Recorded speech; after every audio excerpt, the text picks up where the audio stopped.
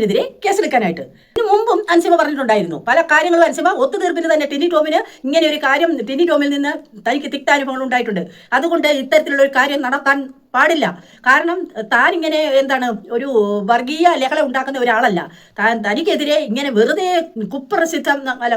കുപ്രചരണം നടത്തുന്നു എന്നുള്ള കാര്യം അൻസിബ അമ്മയോട് പറഞ്ഞപ്പോൾ, അമ്മയുടെ ഭാരവാഹികളോട് പറഞ്ഞപ്പോൾ എന്തുകൊണ്ട് ആ കാര്യം അവിടെ കൊണ്ട് നിർത്തിയില്ല? അതാണ് ജനങ്ങളുടെയും ചോദ്യം. മറ്റൊന്നല്ല ചോദ്യങ്ങൾ. അതായത് സഹപ്രവർത്തകയുടെ ഒരു പരാതി കേൾക്കാൻ എന്തുകൊണ്ട് തയ്യാറായില്ല? ഒരുപാട് നമുക്കറിയാം. ഈയിടെ ഈ കേസ് അൻസിബ ആദ്യം ഈ കേസ് അമ്മയിൽ കൊടുക്കുമ്പോൾ ജനറൽ ബോഡി കഴിയട്ടെ എന്നൊരു ഉത്തരമാണ് അൻസിബയ്ക്ക് കിട്ടിയത്. ഈ ജനറൽ ബോഡിക്ക് അൻസിബ കേസ് കൊടുക്കുന്നത് ഏതാണ്ട് കുറേ നാളുകൾക്ക് മുൻപാണ്. ആ കേസ് കൊടുത്തിരിക്കുന്ന, ആ പരാതി കൊടുത്തിരിക്കുന്ന ദിവസം ഈ അമ്മയിലുള്ള ഭാരവാഹികൾ പറയാണ്, ശ്വേതാമേനോൻ അടക്കമുള്ള ആ ഭാരവാഹികളുടെ തീരുമാനമാണ് ജനറൽ ബോഡിക്ക് ഈ കാര്യം മുന്നോട്ട് വെക്കാം, ജനറൽ ബോഡിയിൽ ഈ കാര്യങ്ങൾ പരിശോധിക്കാം. അത്രയും ദിവസം കാത്തിരിക്കേണ്ട കാര്യം അൻസിബയ്ക്കില്ല. മനസ്സിലായോ? അൻസിബയ്ക്ക് അത്രയും ദിവസം കാത്തിരിക്കേണ്ട തൻ്റെ ഒരു പരാതിയിൽ, അതും യാതൊരു കഴമ്പുമില്ലാത്ത ഒരു പരാതിയിൽ അത്രയും ദിവസം നോക്കിയിരിക്കണമെന്ന് ആരുടെ തീരുമാനപ്രകാരമാണത് അൻസിബയോട് പറഞ്ഞത്? അതുപോലെ ശ്വേതാമേനോൻ പറഞ്ഞു വ്യക്തിപരമായ കാര്യമാണ്, ഇതിവിടെ എടുക്കാൻ സാധിക്കില്ല എന്നുള്ള ഒരു കാര്യവും ശ്വേതാമേനോൻ പറഞ്ഞു. അപ്പോൾ കാര്യമുണ്ടോ എന്നുള്ളതാണ് ഇപ്പോൾ കോടതിയിൽ നിന്ന് വന്നിരിക്കുന്ന നിർദ്ദേശങ്ങൾ. കാര്യമുണ്ടോ ഇല്ലയോ എന്നുള്ളത് ഇപ്പോഴാണ് കോടതിയിൽ നിന്ന് വന്നിരിക്കുന്ന നിർദ്ദേശം കേൾക്കുമ്പോഴാണ് അതിനകത്ത് കാര്യമുണ്ടോ, അതിനകത്ത് കഴമ്പുണ്ടോ എന്നൊക്കെയുള്ള ശ്വേതാമേനോന് മനസ്സിലായി വരുന്നത്. ഇനിയും ഒരുപാട് കാര്യങ്ങൾ മനസ്സിലാക്കി തരും. ഒരുപാട് കാര്യങ്ങൾ നിങ്ങൾക്ക് മനസ്സിലാക്കി തരേണ്ടതുണ്ട്. നിങ്ങൾക്കൊരു സാമാന്യ ബുദ്ധിയോടുകൂടി പ്രവർത്തിക്കാനുള്ള ഒരു തലച്ചോറ് ഇല്ല എങ്കിൽ മറ്റുള്ളവർ പറഞ്ഞു തരുമ്പോൾ ചെയ്യാമല്ലോ. മറ്റുള്ളവർ തരും, ഇങ്ങനെ ചെയ്തേക്കൂ എന്ന് പറഞ്ഞ് നിർദ്ദേശം തരാൻ ആളുണ്ട്. നിങ്ങൾക്ക് നിങ്ങളുടെ കൂടെയുള്ള ഒരു കൂട്ടുകാരിയുടെ അല്ലെങ്കിൽ സഹപ്രവർത്തകയുടെ അല്ലെങ്കിൽ സ്വന്തം സഹോദരി പോലെയുള്ള ഒരു പെൺകുട്ടിയുടെ കഥകൾ കേട്ട് അതെന്താണെന്ന് ചോദിച്ച് മനസ്സിലാക്കാനുള്ള ഒരു സാമാന്യ വിവേകം ഇല്ലെങ്കിൽ കോടതി നിർദ്ദേശിക്കപ്പെടും. കോടതി നിർദ്ദേശിക്കുമ്പോൾ അതിന്റെ കാര്യങ്ങൾക്ക് നീക്കുപോക്കുണ്ടാകും. ഇതെന്താ വെള്ളരിക്കപ്പെട്ടണമല്ല.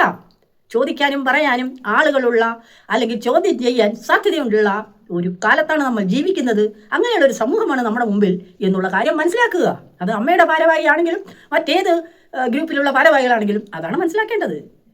മനുഷ്യത്വം എന്ന് പറയുന്ന ഒരു കാര്യം നമ്മൾ മനുഷ്യത്വത്തിന് മൂല്യം കൊടുക്കുമ്പോൾ മാത്രമാണ് ഇത്തരം കാര്യങ്ങൾ നല്ല രീതിയിൽ മുമ്പോട്ട് പോകുന്നത് എന്ന് നമുക്ക് മനസ്സിലാക്കാം. പല കാര്യങ്ങളും നമ്മൾ തെളിയിച്ചിട്ടുണ്ട്. ഈ ഒരു അമ്മ പ്രശ്നം മാത്രമൊന്നുമല്ല, ഈ അമ്മയിൽ തന്നെ പല കാര്യങ്ങളും നടന്നിട്ടുണ്ട്.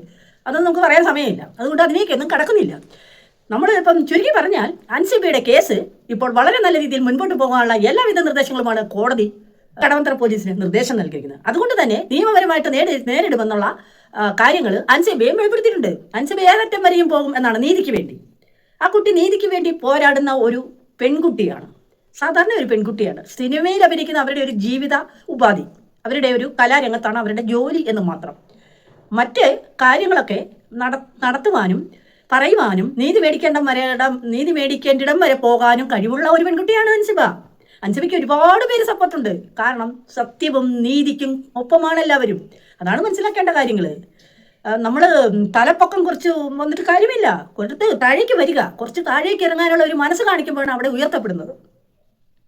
ഒരു അഹങ്കാരം കുറച്ചിട്ട് നിലത്ത് നിന്ന് ജീവിക്കുമ്പോൾ മറ്റുള്ള എല്ലാവരും മനസ്സിലാക്കും അവിടെയാണ് എല്ലാവരും ചേർന്ന് നിൽക്കാൻ ഉദ്ദേശിക്കുന്നത്. അല്ലാതെ ഇവിടെ രാഷ്ട്രീയമില്ല, ജാതിയില്ല, വർണ്ണ വിവേചനങ്ങളുടെ ആവശ്യമില്ല. എല്ലാവരും ഒരു തൊഴിൽ ചെയ്ത് ജീവിക്കുകയാണ്.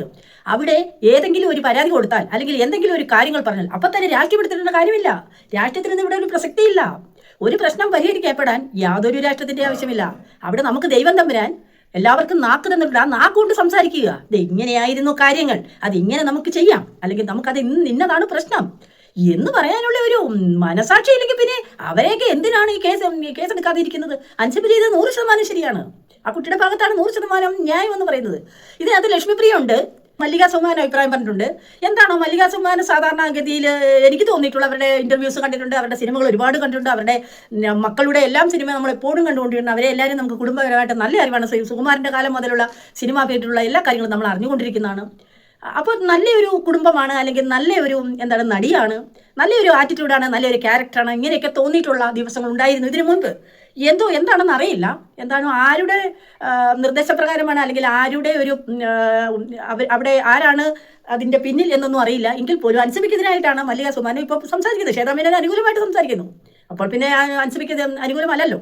ശ്വേതാമേനോൻ അനുകൂലമായിട്ട് സംസാരിക്കുന്ന ഒരാൾ അൻസിബയ്ക്ക് എതിരായിരിക്കുമല്ലോ. സ്വാഭാവികമായിട്ട് നമുക്ക് ചിന്തിക്കുന്നതൊക്കെ അങ്ങനെയാണ് മനസ്സിലാവുന്നത്. അപ്പോൾ അതുപോലെ അമ്മയിൽ നിന്ന് വിരിഞ്ഞു പോയിട്ടിരിക്കുന്ന ഈ കഴിഞ്ഞ പ്രാവശ്യത്തെ ജനറൽ ബോഡിയിൽ തല്ലി പിരിഞ്ഞിരിക്കുകയാണ് അമ്മ. അമ്മ എന്ന് പറയുന്ന സംഘടന ഒരുപാട് നാളുകളായിട്ട് സംഘർഷങ്ങളും വഴക്കുകളും എന്താണ് പോരുകളും ചർച്ചയില്ലായ്മയും സ്വരചർച്ചയില്ലായ്മയും ഇങ്ങനെയൊക്കെ നമ്മൾ അച്ചടക്കമില്ലായ്മയും എല്ലാം നമ്മൾ കണ്ടുകൊണ്ടിരിക്കുന്നതാണെങ്കിൽ പോലും ഈ കഴിഞ്ഞ 24-ാം തീയതി അതായത് ജൂൺ 24-ന് ഇവരുടെ ജനറൽ ബോഡി ആയിരുന്നു. ആ ജനറൽ ബോഡിയിൽ പ്രശ്നങ്ങൾ പരിഹരിക്കാം എന്നുള്ള ഒരു ഇതായിരുന്നു ശ്വേതാമേനോൻ മുന്നോട്ട് വെച്ചത്. അത്രയും ദിവസം നോക്കി നിൽക്കേണ്ട കാര്യമില്ല. അതിനു മുമ്പ് തന്നെ കാര്യങ്ങൾ പറഞ്ഞില്ല. എന്നിട്ടും ഈ അൻസിബ അതിന് ക്ഷമിച്ച് നിന്നു. ഇത് ജനറൽ ബോഡി വരെ. ജനറൽ ബോഡിയിൽ ഉണ്ടായ നാടകീയ രംഗങ്ങളൊക്കെ നമ്മൾ അന്ന് കണ്ടതാണ്. അതിനെക്കുറിച്ച് വീണ്ടും നമ്മൾ പറയണ്ട, എല്ലാവർക്കും അറിയാവുന്ന കാര്യമാണ്. ജനറൽ ബോഡിയിൽ ഇവർക്കൊരു വാക്ക് സംസാരിക്കാനോ തങ്ങളുടെ ഒരു ഭാഗം ഒന്ന് എന്താണ് വിവരിക്കാനോ ഇവർക്ക് ആയില്ല. കാരണം എന്തുകൊണ്ടാണ്? സത്യസന്ധതയില്ല. ഇവരുടെ ഭാഗത്ത് യാതൊരു സത്യസന്ധതയില്ല, ഇവർക്ക് കണക്കില്ലായിരുന്നു. ഒരു കമ്മിറ്റി ആകുമ്പോൾ ഒരുപാട് സാമ്പത്തിക ഇടപാടുകൾ നടന്നുകൊണ്ടിരിക്കുന്ന ഒരു സംഘടനയായിരിക്കും. അതായത് സിനിമാക്കാരുടെ സംഘടന എന്ന് പറയുമ്പോൾ നമുക്കറിയാം, ലക്ഷങ്ങൾ പോലും അല്ല കോടികളായിരിക്കും അവരുടെ വരുമാനവും അവരുടെ ചാരിറ്റി ട്രസ്റ്റ് മുതൽ നടത്തി വരുന്ന ഒരു സംഘടനയാകുമ്പോൾ ഒരുപാട് കാര്യങ്ങൾ ഇതിനകത്തുണ്ട്. ആ കാര്യങ്ങളിൽ പെട്ടതാണ് ഈ സാമ്പത്തിക ഒരു ഇടപാട് എന്ന് പറയുന്നത്. സാമ്പത്തിക പറഞ്ഞാൽ നമ്മുടെ ടിനി ടോമിനെതിരായിട്ട് കേസ് വരുവാനും ആ കേസിന്റെ മുമ്പോട്ട് അൻസിബ നീക്കുക തന്നെ ചെയ്യും. അൻസിബ നിയമപരമായി തന്നെ മുന്നോട്ട് പോകും എന്നുള്ള ഒരു കാര്യങ്ങളാണ് നമ്മൾ അറിയുന്നത്. അൻസിബയ്ക്ക് വളരെ നല്ല രീതിയിലുള്ള നീതി ലഭിക്കട്ടെ എന്ന് ആശംസിച്ചുകൊണ്ട് നിർത്തുന്നു.